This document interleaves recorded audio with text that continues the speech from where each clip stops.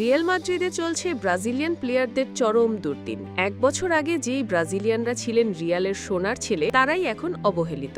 একে একে অপমানিত হচ্ছেন এনড্রিক, ভিনিসিয়াস, রদ্রিগোর মতো তারকা। বর্তমানে রিয়ালে একমাত্র ব্রাজিলিয়ান হিসেবে বিতর্কের বাইরে আছেন ডিফেন্ডার মিলিটাও। বাকি কারো পজিশন ঠিক নেই। কিছুদিন আগেই বিশ্বসেরার দাবিদার হওয়া ভিনিসিয়াস বেতন বাড়ানোর দাবি করে ছ্যাঁকা খেয়েছেন। এদিকে এনড্রিককে অন্য ক্লাবে গুছিয়ে বাঁচতে চায় রিয়াল মাদ্রিদ। রদ্রিগো বিক্রির কথা অনেক আগে থেকেই আলোচনায় আছে। বিশ্বের অন্যতম সেরা ক্লাব রিয়াল মাদ্রিদের গত সিজন খুব খারাপভাবেই কেটেছে। ঘরোয়া এবং আন্তর্জাতিক কোনো ট্রফি তারা জিততে পারেনি। তবে এর আগের সিজনগুলোতে রিয়াল মাদ্রিদ ছিল দুর্দান্ত এবং সেই পারফরমেন্সে ব্রাজিলিয়ানদের অবদান ছিল সবচেয়ে বেশি। ভিনিসিয়াস জুনিয়র চ্যাম্পিয়ন্স লিগ জিতিয়েছেন। তার জন্য ব্যালন ডিওর অনুষ্ঠান বয়কট করেছিল রিয়াল মাদ্রিদ। মাঠের ভেতর অনেক সময় ভিনিসিয়াস বিভিন্ন বিতর্কিত আচরণ করেছেন, কিন্তু ক্লাব হিসেবে রিয়াল সবসময় তার পাশে দাঁড়িয়েছে। এক বছর আগেই ভিনিসিয়াস ছিলেন বিশ্বের সবচেয়ে দামি খেলোয়াড়, কিন্তু গত সিজনে পারফরমেন্স এবং মার্কেট ভ্যালু দুইটাই ড্রপ করেছে।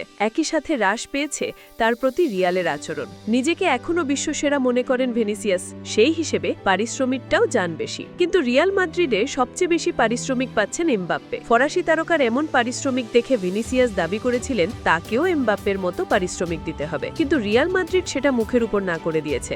এমন অপমানে দারুণ চটেছেন ভিনিসিয়াস জুনিয়র। রিয়ালের সাথে বর্তমান চুক্তি আর রিনিউ করতে রাজি হননি, এমনকি ক্লাব ছাড়ার গুঞ্জনও শোনা গেছে, যদি সেটা এই মুহূর্তে কঠিন। এদিকে ব্রাজিলের নতুন তারকা এনড্রিকের প্রতি রিয়ালের আচরণ আরও করুন।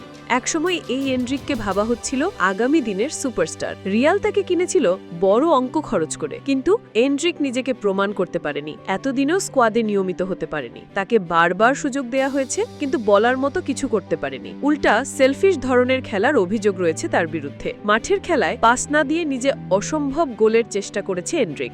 রিয়ালের হয়ে একাধিকবার তাকে এমন করতে দেখা গেছে। সব মিলিয়ে তার উপর ভরসা করতে পারছে না রিয়াল মাদ্রিদ। সেজন্য এই সিজনে তাকে বিক্রির করার তালিকা রাখা হয়েছিল, কিন্তু এনড্রিক কোনোভাবেই ক্লাব ছাড়তে চাচ্ছে না। যে কোনো উপায়ে সে রিয়ালে থেকে যেতে চায়। যদিও এভাবে থেকে লাভ কতটা হবে সেটা বলা কঠিন, কারণ এবার বেশ কিছু নতুন খেলোয়াড় কিনেছে রিয়াল মাদ্রিদ। তাদের ভিড়ে এনড্রিকের স্কোয়াডে জায়গা পাওয়া কঠিন হবে। এদিকে ব্রাজিলিয়ান ফরওয়ার্ড রদ্রিগোর পজিশন আগে থেকেই নড়বড়ে। তাকে বিক্রি করার সিদ্ধান্ত অনেক আগেই নেওয়া হয়েছে, কিন্তু অন্য ক্লাব থেকে মনোমত প্রস্তাব এখনো পাওয়া যায়নি। রিয়াল তাকে বড় অঙ্কের বিনিময়ে বিক্রি করতে চায়, কিন্তু সেরকম বড় প্রস্তাব কেউ দিচ্ছে না। এখন দেখার বিষয় রদ্রিগো ক্লাব ছাড়েন কিনা। অবশ্য ক্লাব না ছাড়লে স্কোয়াডে জায়গা কঠিন হবে, সেটা আগের সিজন থেকেই বোঝা যাচ্ছে।